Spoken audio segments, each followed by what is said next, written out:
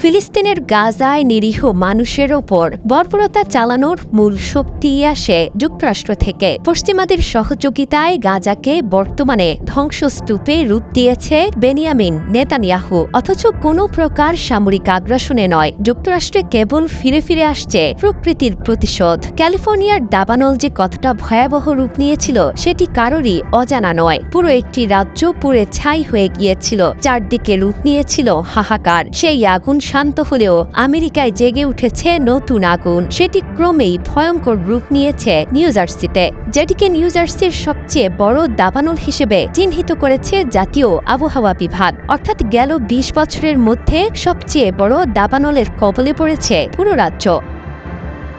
এরই মধ্যে সেখানকার ওশেন কাউন্টির বার্নেগেট টাউনশিপে ভয়াবহ দাবানলে পুড়ে গেছে অন্তত ৩,২০০ একর বনভূমি।